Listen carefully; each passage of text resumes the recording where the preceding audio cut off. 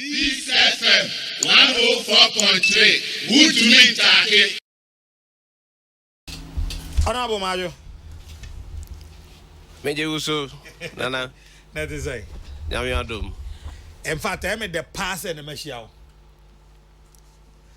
I'm very happy to meet you tonight. So to trick kakra. Oh, nana twe dia kakra me de be blendi.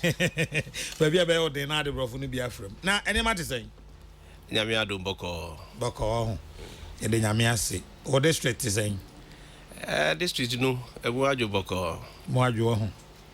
Na ye ka se Ga Central mpacho efiri henfa koka henfa. Yo, me da se nana. Se ye ka Ga Central the constituency no ye Anyaso Otum constituency. Previously no na district baako your friend no Gan West. And ye be teacher Gan West move into two into Gan South and Gan West.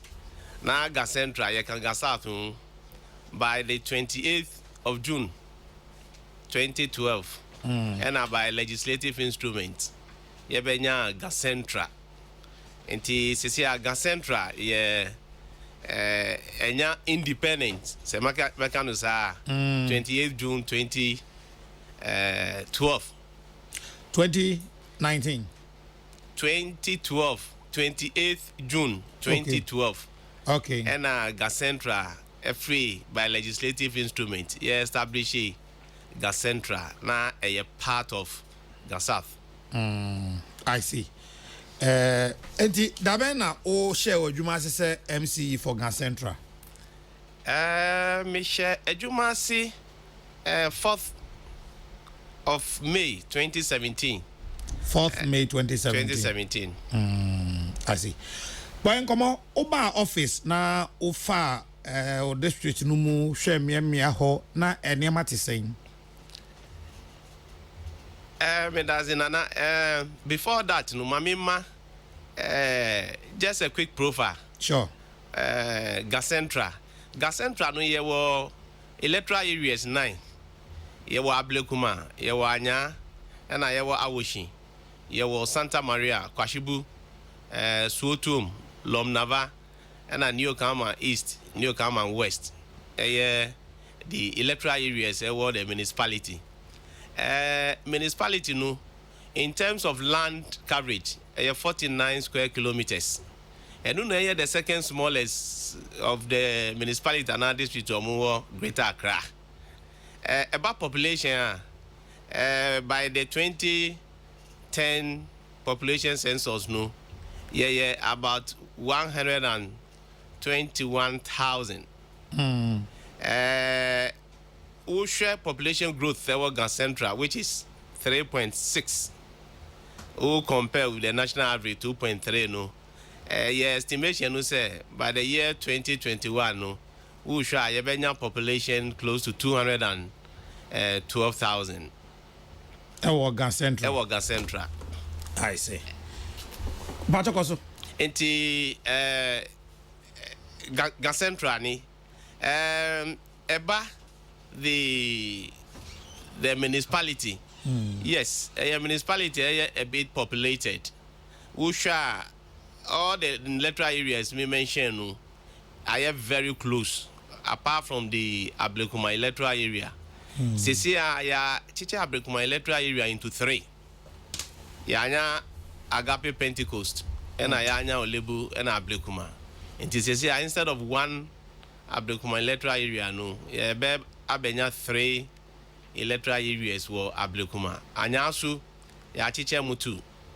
Inti ya anya east and anya west. And afesu Santa Maria ya chiche mutu. Inti ya benya Antieku electoral area and Santa Maria. Inti sesi ya benya 13 electoral areas were Ga Central municipality. Na Anyaso Otum constituency. Yeah, we have bibi to say roads. Oba office na offer o municipal assembly ho na roads te sen. What can say roads? In fact, me ba office no Now we share Central municipality a road network. About 405 kilometers. 405 kilometers. Meba office nu die yaye na brofo be country say motorable.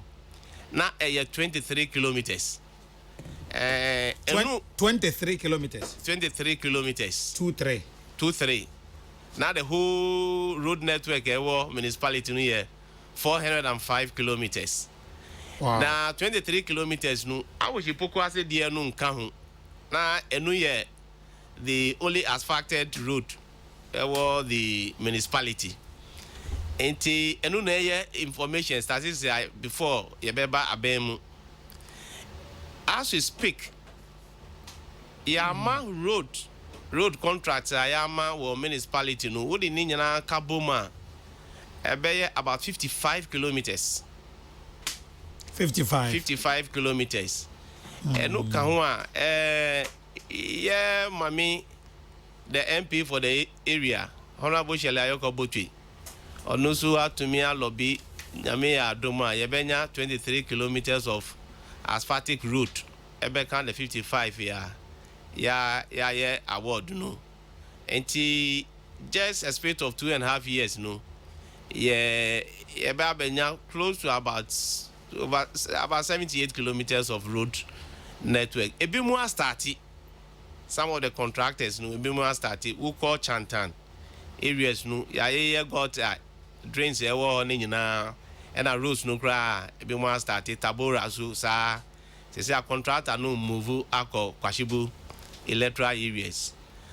Some of the road even Tabora and the 78 kilometers I mention no ya share Roman area baby seminary ni one ya part of the roads ewo sa kwa na da seminary ni mo maye ya nyina ya from Amambo and Aziles far baby agrada wo eko Amamre Israel dan ya I see. Yanka road na that's all roads hono ekwan be na wo municipality no mu a wo nankasa as MC no odadwene e wo headache pa. In fact you know na ye can roads and drains who share your municipality low lying.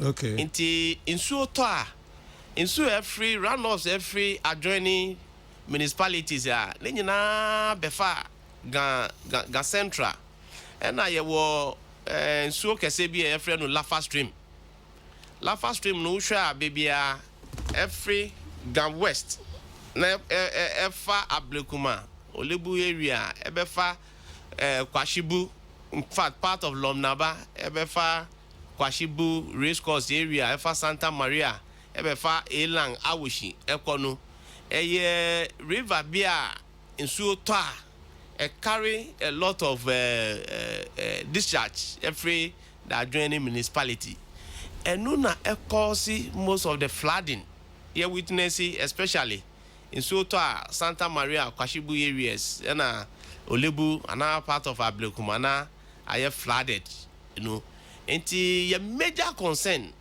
your municipality no your roads and drains your municipality Usha municipality to say anya so tum and Usha development no a major concern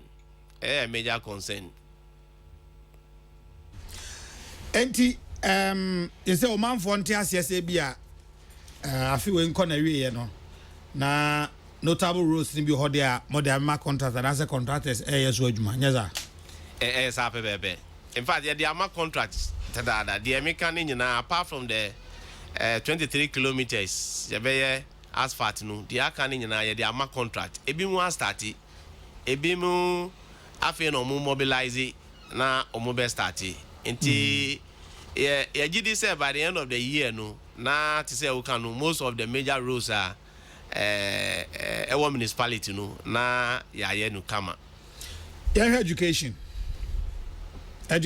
oba office na school assembly say Gan Central Yes, education. Say education is one of the priorities. Say person develop as a country and a municipality. Education is very important. MIA. Ushega Central for 3 consecutive years. We are rating yeda first. Rating in terms of In terms of rating in education, BEC results. Okay. Now for 3 consecutive years. Yeda first. Regionally. Nationally, I think 2 years now, 2017. Yebeda 6. And 2018. For 13th position. Into education there, your boy a home modern was central. Ye public schools bebre. There were about 17 public schools. There were bebre no ye private schools. Was central. One of the problems I face was central. Land space. You need land space. Be say you be school die was central. And until now, about 17 public schools was central. No, but your private schools be was central. More plans necessary for future development. Yeah, what plans say you be schools, but the hamper our progress no year availability of land.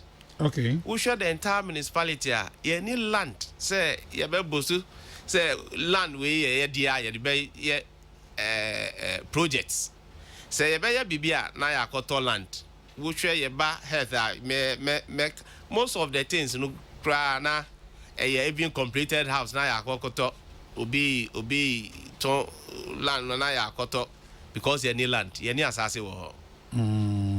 Na just say sana tiari na say apart from schools na ho no ahwa enko yanim bi mu eno a say be expansion bi kra bebre. The no say we are buying your completed properties. Na ya modification.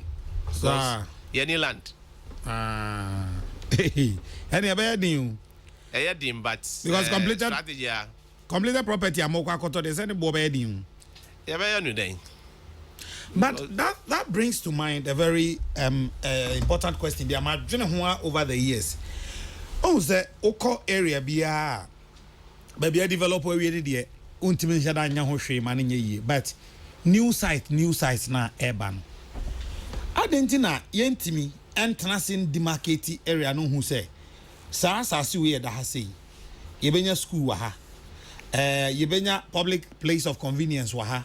Yebenya market wa ha. Yebeja ni nyina assassin bi wabako ye twa ma ekwan kura ndem baby abefa ko baby ye twa ma no kura ebinim eno no mo plans ne say was ade no am say asemo awuka no esi wo some other municipalities say me can earlier no say ye municipality no muni assassin eye well built until apart from Abdekuma electoral area ye were small areas say ye build ye put your buildings there no the academy na well whatever built but the in fact we share previous planning no market schools and the ekeka were all demarcated but me na info no some of them areas are demarcated for a police station, a market, a school, the ekeka no.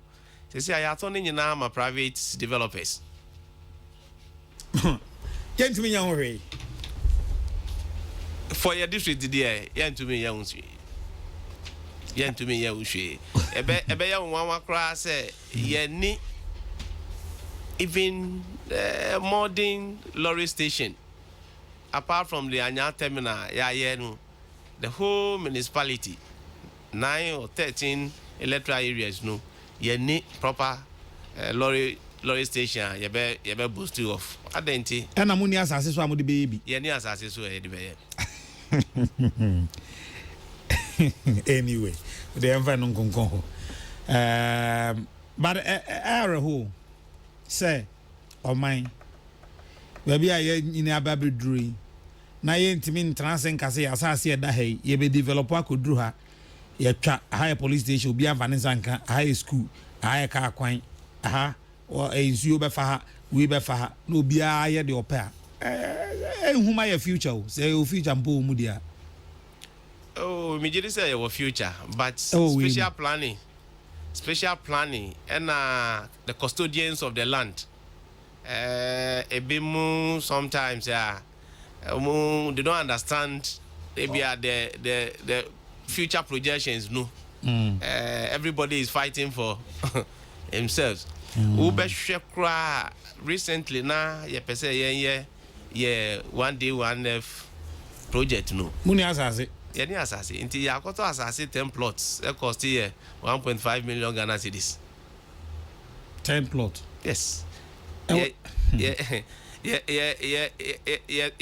10 plots wanya and yakoto another 35 plots wo Ablekumadjoma area no. Nenyina say ye wa assassin a sika ye yusu ato plot no. Ye diversi the structure no. Pathetic. Sanitation, yes. One of the areas as an assembly, you're spending a lot of money into it, but your expectation no, is not met. And I who say one of the biggest challenge was sanitation was the expectations and our vision no, is not met. Brofo can say attitudinal challenges what. Obi be fa ball afinife na odi abegu gatamu ana wa beshi wo ni front enu na yes some of the challenges ye face but as an assembly ga central ye nhihye say from next year ye ba be ye bibi fufuru say o property rate wotua no ye the sanitation be ka ho nti wotua property rate wotua sanitation at the same time. Now hold on a minute. Property rate mo mutimi ya gigi. Oh sure. But not the way it is expected. Me buy no ye the electronic means of collecting revenue no aba. The aya no say every household yaguso taking data, but the data ye wo assembly no every household all the bio data no ye the agu electronic card isu and the database aye wo assembly no ya create ya to bibi a friend no point of sale device POS into database no wo POS no so enti revenue collector about with fear so be collecting property rate na with the card no actually point of sale device no contactless with the share so na information your database or assembly no na a pop up enti e bia with the ka 120 Ghana cedis who person want to a movie 70 Ghana or 50 Ghana what ya the transaction mu ye wo field no ne nyina be pie wo assembly na machine no a generate receipt amount sa machine no na ya interface with the sanitation monitoring say ye register household compulsorily no wo and our service providers no ye be chiche omu for all the various communities and our electoral areas no na ye monitor omu nti ye di omu ye contract say ebia within the week we be fa ball and once and not twice we cover ball and of a fear omu the card no be chire machine no because machine no service providers no be tobi na we the card no achire nti e be my information bebia wa cover ball and no time a wa cover ball and wo and the service provider name ebia na ye ajedu ana honest ways ana de ekeka nti ye be hu time a wa cover ball and no information the service provider. Especially a Yamodia Bana. Oh, yeah, I know that.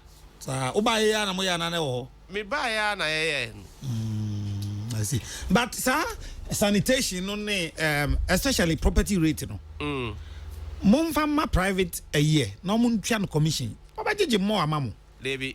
Sir. Debi. What is my private ya? What is my private ya? The arrangement you say omu take it 30%. No more 70%. Ama assembly. And I will share both the hardware infrastructure and a software infrastructure no omu kita enti so omu ko 10 cities no omu ka kire so omu 5 cities ya say who need any information to cross check exactly yeah be recently me ba no na assembly aye arrangement be with private company edgy revenue or one particular electoral area. Enti who say sika omudi ba every month you know it's not commensurate with our expectation. Enti adwen say your funny average of Duma money is more quality for almost 2 years. And I who say a young average into your country almost say ye per se ye validate the omuyenu. Enti ye decide as an assembly say ye bet you 3 months without working. Now yen quality on our own. Now yen validate. In fact, the results no. BB for and say with my private entity. With my private entity na or collecting na edu emrebi na onu no kita database no see on person increasing to 60% yeah. So we need access to the database. We need access to the hardware and software infrastructure. Until the obekanu na waji atum. I see. But the area no as assembly, the area no both the hardware and the software no is owned by the assembly. Even though you were private company bia omu software no omu bia patent rights and right of the software no omu na ye software no every omu munche and I did some modification be by atu omuka the mato software no yento software no every year no ye be ma omu a friend is a patent where yeah bet ya but the ekeka on nyina ya to nyina machines no nyina ye dia.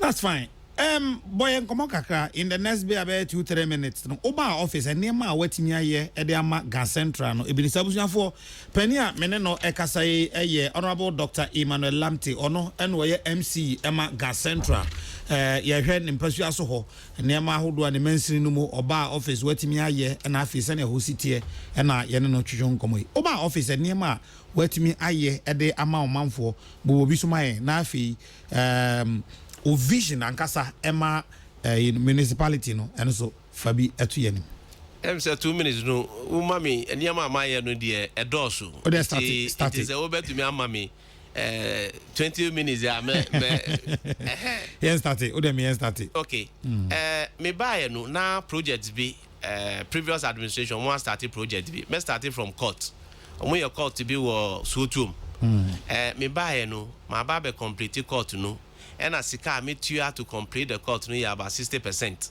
of the cost until omutu about 40% of it and afesu ya hwehwe sika aye finishing of the court say ya pay accommodation so ama the magistrate judge no obeba ho no ya finish the accommodation enu project almost started previous administration. So there is a project Olebu clinic almost started and also me buy no my baby complete the clinic no yet you have about 30% of the total cost and also my complete procurement process ya better medical equipment a go clinic no almost starting market be abase and also me be complete and yet you are 24% of the cost and I feel so I wish you Pokwasi road na ye terminal bi wo anya and also clinic big terminal ya ba be complete in fact clinic no ya to fully medical equipment agu clinic no afi so dear ya to me aye apart from completing obi project no yeah bibi a ye friend no Gas Central Beyond Common Fund. Enti that strategy no na ye adwin say common fund no ba o emba o ye be ye adwuma. Enti the first time I yenya common fund no and ye di to a one-story building ye di the first municipal clinic e wo Kwashibu. Enti ye to no afesu ye start hospital bi wo Abasi. In fact enu die it is almost 80% complete. 80% complete. Yeah, hospital Abasi. Hospital no na ye pese ye running specialized services wo. Nti enu nti ya koto another hotel. Ye di be staff accommodation for the paramedics. Enu so wo Agape. Wo sha ye the first fire station wo Anya. It's also about 70-80% complete. After so now you have 2 zonal councils. Now you na rented property. Se the Chantan zonal council no die yato. Eka ye die after so ye 1D 1F. The first one no ye bottled and sachet water because ya who say one of the raw material ye wo Gas Central no ye insu ewo underground water. Enti ye bottled and sachet water. Ato asase 1.5 million 10 plots. Ewo opposite Anya market. Ye ato equipment. In fact, usha ye na ye the fair I can say without any we say ye na ye the first assembly ye 1D 1F which is fully paid by the assembly. We share the concept of 1D 1F no a private sector led and driven. We share so 9.8 megawatt waste to energy. And there is a consortium of Gas Central and some foreign counterparts. We are also Ablekuma Joma. Gas Central no the first assembly made in Ghana vehicle from Kantaka Limited. Apostle Kojosafo. Yes. Yeto 2 pickups. After the Marty say other assemblies who had to talk some of them from the same company place. Well, yeah, see ICT and a community center was Sutum Maranatha. In fact, that center is also accredited by a US organization. Say a center bia who call through ICT unya certification. That certification is globally recognized. Inti ya training in Crawford, in fact 76 people of the assembly no ya training mu MPs who are supporting over 100 people are students. Ya training mu ICT center hono. Afe so now baby assembly one na is a rented property. Sisi ya move is our own. Yanya our own property ewo Antieku. Yeah, drains, bridges, baby. I see. Let's just say wabo adwuma pa. Now beyond eneno when you swadi hunu niseng. What's your vision? In fact, the vision no member assembly no me kai say me first interview a me granting no say me vision no say you be running assembly no as a corporate entity. O running bibi as a corporate entity profit na here will focus. Until we now profit the developments ewo assembly wo ye beto me aye. Ena enunti me first year me ba no na the IGF yenya wo assembly no na 1.8 million Ghana cedis. 1.8 million Ghana cedis. But me first year no 2017 ye raise IGF to 2.7 million Ghana cedis. Which is about 45.2% increment. Usha last year ye raise IGF from 2.7 equal slightly above 2.8. Now enu is without the collection of the property rate because last year now ye electronic payment system the POS and electronic card until now ye mpese ye be machine with manual collection until enu ye collect any property rate almost last year. Now electronic. Until the vision no say the municipality the here say aye one day one F no ye pese ye mpa adwuma embra the municipality ye pese ye improve the quality of life eno na ye roads na ye the ekeka hunu no because we road bring about the local economic development enti ube ho na obi ye ebia tilapia join bi obi ton we ni nyina na eka nwema local economic development eba. Okay, sorry to cut you in, but where Bakubi will be free area there, but say ask him why they have neglected Ablekumabase City Gate, which has been added to Gas Central about a year ago. Please, we are suffering. There's a bad drainage system over there. What are you doing about it? Ablekumabase ushwe ho yaye market ho yaye hospital yaye no e wo Ablekumabase after so yeah public toilet be the same place. But almost drainage system. Yeah, even Boko bridge. In fact, just last 2 weeks, yeah, complete food bridge and a carty the two community. Drainage system there and yeah Ablekumabase but the entire municipality you challenge.